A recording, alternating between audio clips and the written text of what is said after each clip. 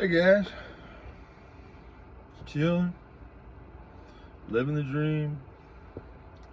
Life is good. Things are all right. Hair's looking crazy tonight. But I'm a boy. So, you know, I don't really like to get into politics a whole lot. But man, I sure do feel like I was sold a dream.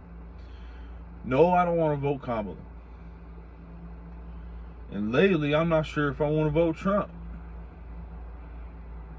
But I also feel like we really don't got an option here. So, was I sold a dream? What I mean by that is Trump not as good as we may think that he is. Is Trump, more, hey, Project 2025, grab all the power. Maybe the second time everybody done pissed him off so much that he might try to do something a little bit extravagant, or is he gonna really do what he did? And I mean, you got to go back 4 years ago. He did do a lot. We know he did a lot. We were paying them $2 gas prices. A lot of things changed those 4 years. And we've seen a lot of improvements. A lot of politicians would say that it went back to the early 1900 times when things were, less corrupt per se. And I have a feeling that that's what people are afraid of, and that's why they don't want to vote Trump now, is because they're afraid that this Project 2025 will then give that absolute power to him, creating some sort of dictatorship in such a sense where our democracy is kind of falling in a way. So I mean, do we really have democracy right now? These new strange times that we're in are getting real strange and real weird, and I think that I need to ask you guys if I was sold a dream, because I really don't say defund the police. I respect the police. I'm cordial with them, and I believe in the constitutional amendment and the laws and all, the amendments and the laws and everything. But what I'm getting at is, I don't believe that we need to give federal immunity to police officers. I don't think that we need to necessarily give those guys any more, immunity before training. I think that police officers, before that they're on the road, they need to be tested to see if they can handle the adrenaline rush. You give somebody a gun that has never had an adrenaline rush in their life, they're green behind the ears. They get good test scores in school, their application's smart. They play around on the mat. They go through some bullshit training at the academy. They pass some tests. Of course they're going to pass some tests. But out on the battlefield of life, how much training do we get here? To give somebody federal immunity without changing the standards, to give the standards, to make the standards higher, to raise the standards up to a certain level where, okay, sure, we'll give you federal immunity, but we want to know that you're not a tyrant, that can handle adrenaline, that can, defeat situations and de-escalate situations without creating hell and havoc, without accidentally shooting somebody in the face. And we all know what that pertains to.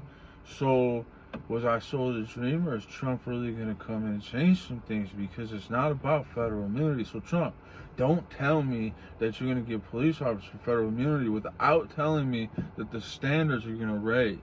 So don't feed me a piece of the puzzle without giving me the whole picture, so that way, at least as you're putting the puzzle together, I kind of got a sense of where you're going with it. So again, was I sold a dream?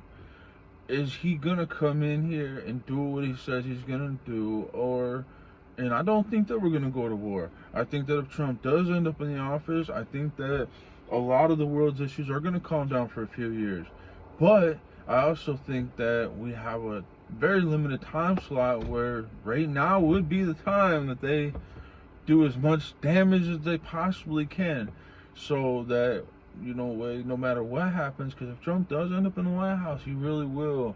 I believe he really will bring some sort of peace in the world. But at the same time, I do believe that we need to, audit the government. I do. I think that that needs to happen. I think that we need to, do some, looking at our affairs. Where's the money going and why? Why do we have ghettos in America? Why do we have hoods? Why do we have, everybody should have money. Everybody. There's so much money, everybody should have money. That's ridiculous. Everybody should have money. Everybody. Everybody should have. Nobody should be broke. Nobody should be without.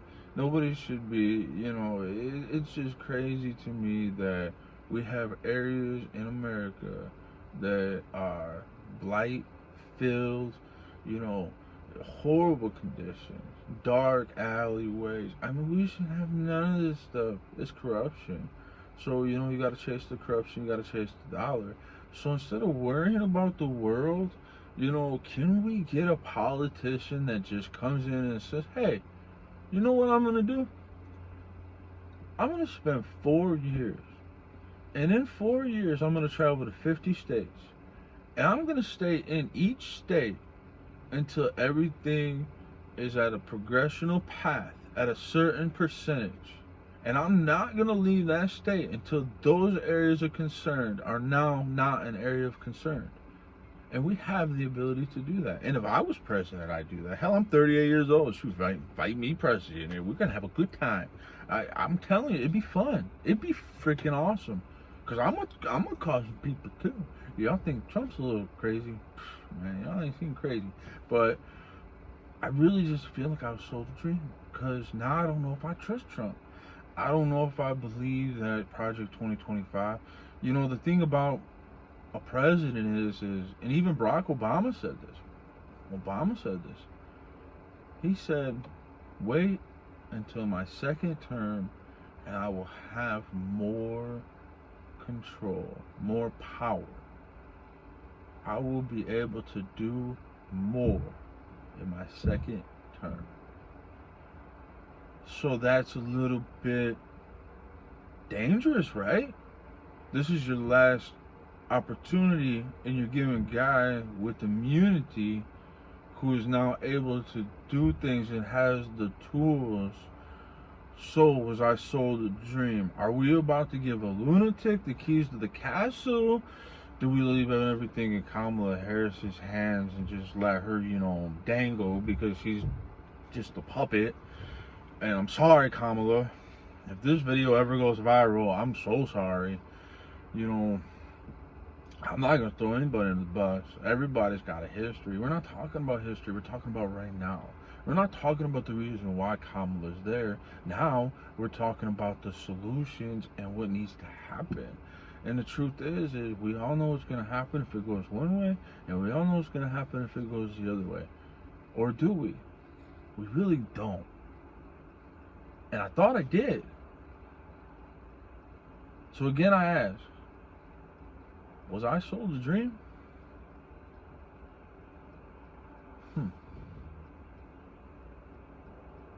I wonder. Y'all have a good night.